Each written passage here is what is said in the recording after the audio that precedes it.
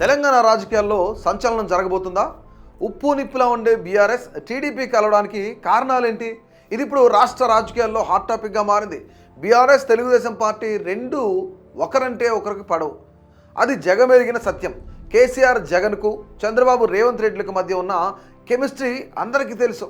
Telugu Desam party నుంచి వచ్చిన కేసీఆర్ వేరే పార్టీ పెట్టుకొని ముఖ్యమంత్రి అయినప్పటికీ చంద్రబాబును తొలి నుంచి వ్యతిరేకించడంలో ముందుంటూ జగన్మోహన్ రెడ్డికి దగ్గరయ్యారు. జగన్, కేసీఆర్ రెండు రాష్ట్రాలకు ముఖ్యమంత్రులుగా ఉన్నప్పుడు తెలుగు రాష్ట్రాల మధ్య అనేక సార్లు చర్చలు జరిగాయి. కానీ ఇప్పుడంతా రివర్స్ అయిపోయింది. అక్కడ కూటమి, ఇక్కడ కాంగ్రెస్ అధికారంలో ఉండగా బీఆర్ఎస్ టీడీపీ నేతల భేటీ ప్రాధాన్యతను సంతరించుకుంది. తెలంగాణ ముఖ్యమంత్రి రేవంత్ రెడ్డి కాంగ్రెస్ పార్టీలో ఉంటే ఏపీ ముఖ్యమంత్రి చంద్రబాబు ఎన్డీఏ కూటమిలో భాగస్వామిగా ఉన్నారు. ఇక బీజేపీ, కాంగ్రెస్ పార్టీలకు జాతీయ స్థాయిలో పడకపోయినా స్థానికంగా వీరిద్దరి మధ్య సత్సంబంధాలు ఉన్నాయన్నది వాస్తవమే. అందుకే ఇప్పటికే ఒకసారి హైదరాబాద్ ప్రజాభవన్లో సమావేశమై ఇరు రాష్ట్రాల మధ్య విభజన సందర్భంగా ఏర్పడిన సమస్యలు ఏవైతున్నాయో వాటిని పరిష్కరించుకునే దిశగా చర్చలు కూడా జరిగాయి. తాజాగా ఢిల్లీలో గోదావరి, కృష్ణా నదీ జలాల వాటాపై కూడా ఇక రెండు రాష్ట్రాల ముఖ్యమంత్రుల సమావేశం కూడా జరిగింది.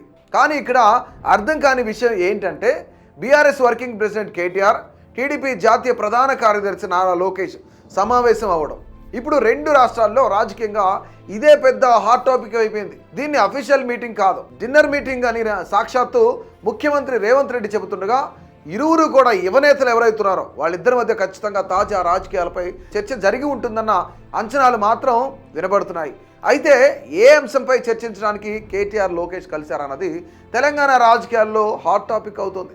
స్థానిక సంస్థల ఎన్నికలపై వీళ్ళిద్దరూ మాట్లాడుకున్నారా?